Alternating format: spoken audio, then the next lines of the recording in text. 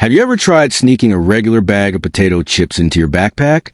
You pull it out later, only to find that what was once chips has turned into a sad pile of crumbs. That's where Pringles steps in, neat, intact, as crunchy as ever, no matter how badly you stuffed it into your bag. Their secret? A combination of sturdy packaging and an engineering marvel hidden in every crisp. And if you've ever noticed that extra loud, satisfying crunch when you bite into one, you're not alone. An Oxford University study confirms that many find Pringles crunch irresistible. In short, no matter the flavor, Pringles are hard to resist. Period. But how did this iconic snack come to life? The story begins in the 1950s with Procter & Gamble, P&G. At the time, the company was already producing edible oils. To test their oil, they fried slices of potatoes. That routine test sparked a thought. Why not invent our own chips?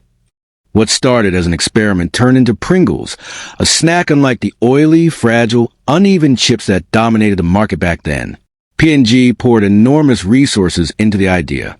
It took them over a decade and a staggering $70 million to launch Pringles. They guarded the recipe and production process like a state secret. In 1975, P&G chairman Edward G. Harness even told the New York Times, "We'd rather have competitors waste time figuring it out." Today, of course, the process isn't a mystery. Let's walk through how these legendary crisps are made. Unlike traditional chips, Pringles aren't made from raw potato slices. Instead, they use dried potato flakes. That might sound like a minor detail, but it changes everything. The texture, the flavor, and even the marketing. Traditional chips slice raw potatoes into paper-thin slices, 0.035 to 0.070 inches thick. Pringles, however, grind dehydrated potatoes into granules, sift them, and mix them with oil, water, and a secret blend of ingredients. Corn flour, cornstarch, rice flour, maltodextrin, mono and diglycerides, salt, and wheat starch. This mixture forms a soft, pliable dough that's poured onto conveyor belts, flattened into sheets, and cut into oval slices called dough valves by factory workers. At this stage, you have the foundations of Pringles. Fun fact: potatoes make up 42% of the recipe. This fact actually landed Pringles in legal trouble in the UK. The company tried to argue that, since their crisps contained wheat, rice, and corn flour, they weren't like traditional potato chips, and therefore shouldn't be taxed the same way. The courts disagreed, ruling that Pringles were indeed taxable as chips. The debate isn't new. Back in the late 60s, people even questioned whether Pringles could legally be called potato chips. Webster's dictionary defined chips as being made from raw potatoes, and Pringles clearly weren't. The US FDA stepped in, demanding to be labeled as potato chips made from dried potatoes. P&G refused and cleverly chose the word crisps instead, a name that has stuck ever since. Once cut, the dough valves are pressed into their iconic saddle shape, known mathematically as a hyperbolic paraboloid. This wasn't just for style. Chemist Frederick Bauer, the mastermind behind the design, chose the shape because of its strength and stackability. Architects used the same geometry in massive buildings like the London Velodrome and Scandinavia Marina. For chips, the benefits were obvious. Every crisp would be uniform in size and shape, easy to stack neatly in a tube, resistant to breakage, and crunchier than traditional chips. And here's a surprising twist.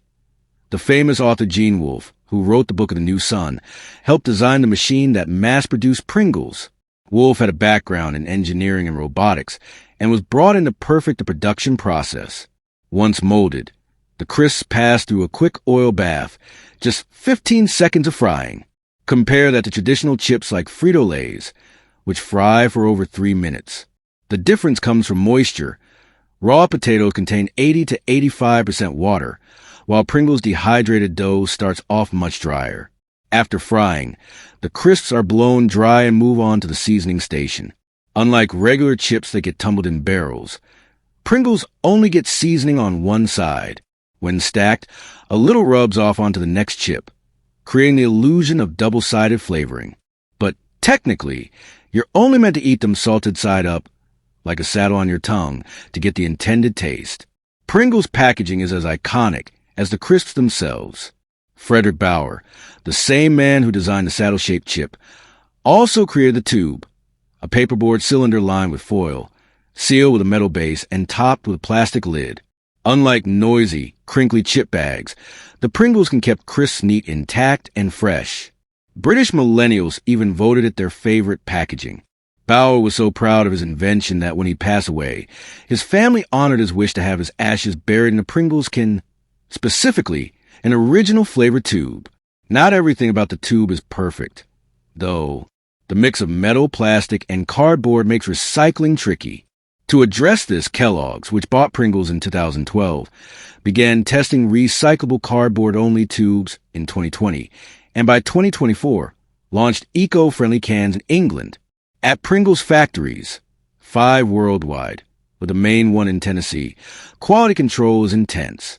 There are 7 million checks a year. Chips are sampled at every stage, tested under red light, to hide their color and remove bias, and compare against a perfect reference batch. If even one chip in a batch is off, the entire lot gets scrapped. Pringles are now produced in the U.S., Belgium, Poland, China, and Malaysia. The Malaysian plant sparked controversy in 2016 when Australians noticed smaller cans and complained about differences in taste and packaging. Pringles admitted the issue and promised improvements. Here's the surprising part. When Pringles launched, they were a flop. Critics said they tasted like cardboard.